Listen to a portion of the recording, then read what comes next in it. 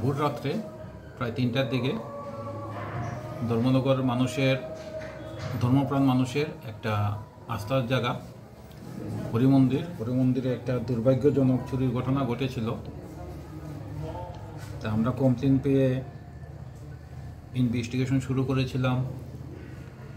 যা যা করার দরকার ডগ স্কোয়াড এবং এফএসএল টিম আগরতলা থেকে ফিঙ্গারপ্রিন্টকে এনেছিলাম এবং সিসি ক্যামেরা ফুটেজ অ্যানালাইসিস করে আমরা ওমর আলী বলে একজনকে অ্যারেস্ট করেছিলাম কদমতলা থেকে। তাকে প্রডিউস করা হয়েছিল, কোর্টের থেকে আমরা রিমান্ডে এনেছি। তার যেই রিপোর্ট, ইন্টারোগেশন রিপোর্ট, তার ইনফরমেশনের উপর ভিত্তি করে বাকি চোরদের নাম আমরা জেনে আমরা আসামে একটা টিম পাঠিয়েছিলাম। আসাম পুলিশের সাহায্য নিয়ে যেই চুরের ভাড়াঘর থেকে এই যে আপনাদের সামনে এই যে জিনিসগুলি আছে, এর মধ্যে কিছু কিছু জিনিস আছে হরিমন্দির থেকে চুরি গিয়েছিল এবং কিছু কিছু জিনিস আছে হরিমন্দিরের চুরির ঘটনাতে তারা ইউজ করেছিল, যেমন এই যে কাটা টাটা যেগুলি আছে। তা আমরা এগুলি উদ্ধার করে নিয়ে এসে গেছি। দুজন চোর তারা আপাতত পালিয়ে যায়, যেহেতু তাদের নামটা আমরা পেয়েছি, তারাও অ্যারেস্ট করা হবে। এই কেসটা অতি অল্প সময়ের মধ্যে আমরা মোটামুটি সাকসেস পেয়েছি। বাকিটা যা পাবো আপনাদেরকে জানানো হবে।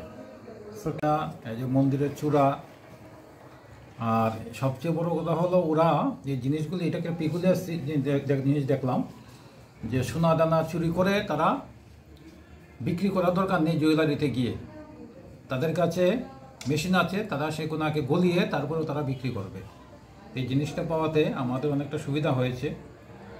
এগুলির মধ্যে এখন আমরা জুয়েলারিতে নিয়ে যাব, গিয়ে দেখাবো যে কোন কোন জিনিসটা সোনার আছে, মন্দিরের সঙ্গে কথা বলবো কোন কোন জিনিসটা তাদের এখান থেকে চুরি গিয়েছিল। হ্যাঁ, এখান থেকে আমরা কিছু টাকাও পেয়েছি, ইন্ডিয়ান টাকা পেয়েছি 4248 টাকা। একটা 1000 টাকার নোট পেয়েছি, যেটা এখন হয়ে গেছে, বেন্ড হয়ে গেছে, এখন আর চলে না।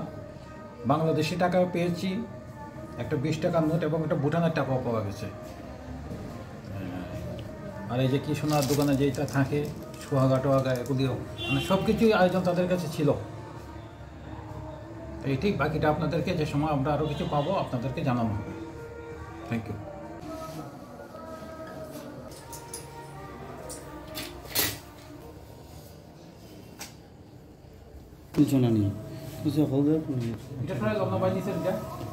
Info and press the bell icon so that you never miss any latest updates and news on Tripura.